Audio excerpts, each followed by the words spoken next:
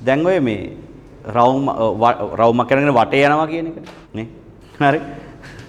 මේ ඔය කියද්දි මේ මට මතක් වෙනවා මේ දැන් මේ ළඟයි දවසක මේ බයෝ ක්ලාස් එකක් ඉවරලා එන වෙලාවක පන්තියන කොල්ලෙක් හම්බ වෙනවා. දැන් මට මතකයි ඌ මැත්ස් කරන්නේ.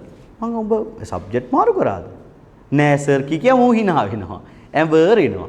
දැන් මට තේරුණා නේද දැන් උත්තර නොදීමේ යන්න විදියකුත් නෑනේ. මේ එයා බයෝනේ සර්. හරි. ඒ කියන්නේ දැන් මේ ආරක්ෂාව සපයනවා. හරි. සාමාන්‍යයෙන් ඔය මේ වයස් සීමාවේ ඔය කොල්ලෙක් කෙල්ලෙක්ව සෙට් කරගත්තාම අම්මා තාත්තට නැති පුදුම කැක්කුමක් වේදනාවක් තියෙන්නේ ගෑනු ළමයාව ආරක්ෂා කරගන්න. ඈ? ඒ කියන්නේ ඉච්චර තියෙන ආදරේ. නෑ අන්සතු වෙයි කියන බය බං. තේරුණාද? එහෙනම් මේ එහෙම තමයි කියන්නේ ආරක්ෂාව කියලා. හරි?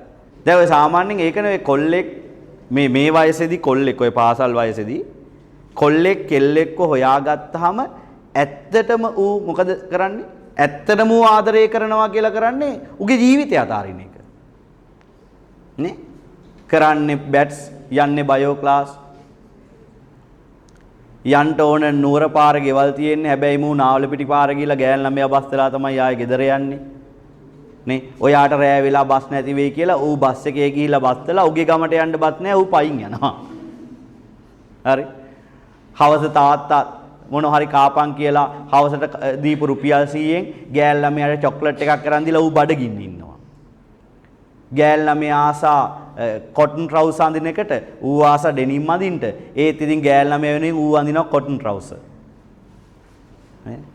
ඌ කැමති ස්ප්‍රයිට් බොන්න ගෑන් ළමයා කැමති චොක්ලට් මිල්ක් බොන්න ඌ අමාරුවෙන් වමනේ නවත්තගෙන බොනවා චොක්ලට් මිල්ක් ඒක ඔහොම යනකොට ඊට පස්සේ තව යාළුවෝ එහෙම දන්නේ නැති සාමාන්‍යයෙන් මචං මේ එයා පොඩ්ඩක් කැමති නෑ මං උඹලව ආශ්‍රය කරනවට වැඩි මොකුත් හිතන්න එපා මං උඹලත් එක්ක තරහක් නෙවෙයි පොඩ්ඩක් මං පොඩ්ඩක් පේන්ට අඩුවෙන් කතා කරන්නම් මචං ඈ කියනවා ඈ එහෙමනේ ඒ කියන්නේ මූ අවසානයේ බැලුවම ඇත්තටම අතහැරලා තියෙන මොකද්ද යුගී ජීවිතය අතහැරලා තියෙන්නේ ඈ එහෙම හින කැපකිරීමෙන් තමන්ගේ ජීවිතයේ දේවල් අතාරිනකොට කෙල්ල හිතනවා අනේ දෙයියනේ මේ වගේ බూరు පැටියේ මෙහෙම එකෙක් බැඳගත්තා නම් කොහොම තියේද කියලා හිතෙනවා